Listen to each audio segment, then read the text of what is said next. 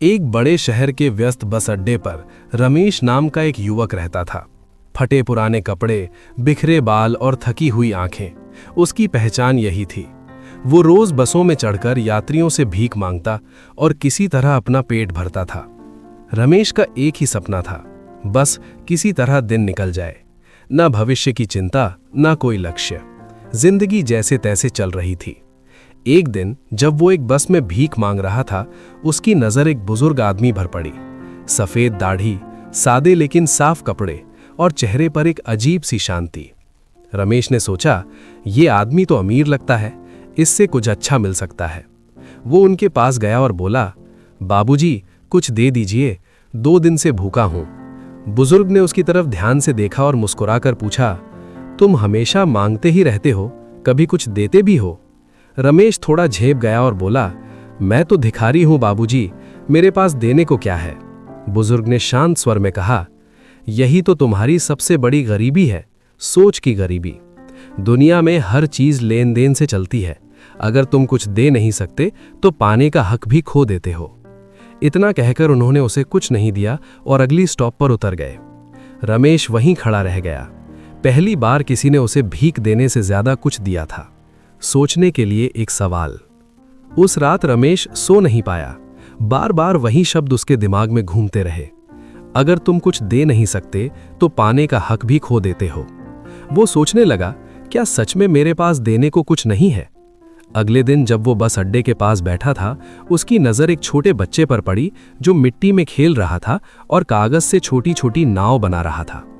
रमेश को एक विचार आया। उसने कचरे में से कुछ पुराने अखबार उठाए और उनसे छोटी छोटी कागज की नाव बनानी शुरू कर दी। पहले तो वो खुद ही हंसा, क्या ये कोई चीज हुई देने के लिए? लेकिन फिर उसने हिम्मत की। वो एक बस में चढ़ा और यात्रियों से बोला, साहब भीख नहीं, ये छोटी सी नाव है, अगर पसंद आए तो जो मन हो दे दीजिए। लोग पहले तो चौंके, फिर मुस्कुराने लगे। एक बच्चे ने खुशी से नाव ले ली और अपने पिता से कहा, पापा मुझे ये चाहिए। उस आदमी ने रमेश को 10 रुपए दिए। रमेश के लिए ये सिर्फ 10 रुपए नहीं थे, ये उसकी पहली कमाई थी, भीख नहीं। धीरे धीरे लोग उससे नाव लेने लगे। बच्चों को खुशी मिलती और बड़े लोग उसकी कोशिश देखकर पैसे दे देते। उस दिन रमेश को पहले से ज्यादा पैसे मिले, लेकिन सबसे बड़ी बात, उसे आत्मसम्मान मिला। अब रमेश रोज अखबार इकट्ठा करता और अलग अलग चीजें बनाने लगा, नाव, फूल, छोटे छोटे खिलौने। उसकी पहचान बदलने लगी। लोग उसे भिखारी नहीं, वो कागज वाला लड़का कहने लगे। कुछ ही दिनों में उसने थोड़ा पैसा जमा कर लिया। उसने बाजार से रंगीन कागज खरीदे और अपनी कला को और बेहतर बना लिया। अब उसकी चीजें और आकर्षक हो गईं। एक दिन वही बुजुर्ग आदमी फिर से बस अड्डे पर दिखाई दिए। रमेश उन्हें देखते ही दौड़कर गया और बोला, बाबूजी आज मैं भीख नहीं मांगता, मैं चीजें बेचता हूं।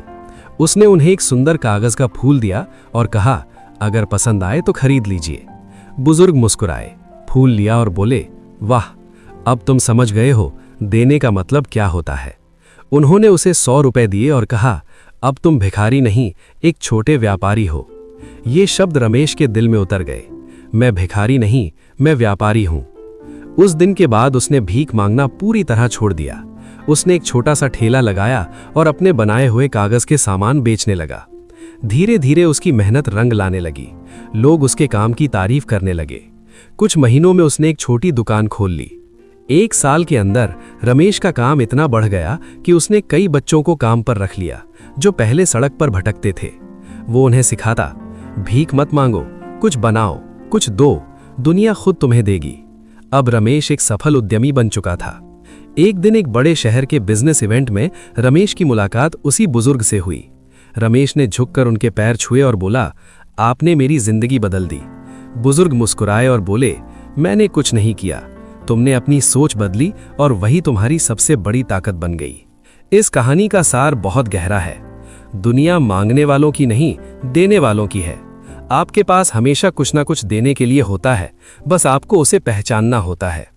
असली बदलाव बाहर नहीं, सोच में होता है। जब आप खुद को बदलते हैं तो आपकी पूरी दुनिया बदल जाती है। याद रखिए, आपकी पहचान आपकी परिस्थितियों से नहीं, आपकी सोच से बनती है। अगर आप खुद को छोटा समझेंगे तो दुनिया भी आपको छोटा ही समझेगी, और अगर आप खुद को बड़ा मान लेंगे तो दुनिया भी आपको बड़ा बनने से नहीं रोक सकती। दोस्तों, अगर ये कहानी आपको अच्छी लगी हो तो एक लाइक करके वीडियो को अपने दोस्तों में शेयर कर दो और ऐसी छोटी छोटी प्रेरणादायक कहानी के लिए हमारे YouTube चैनल को सब्सक्राइब करके बेल आइकन जरूर से दबा दो। Thank you.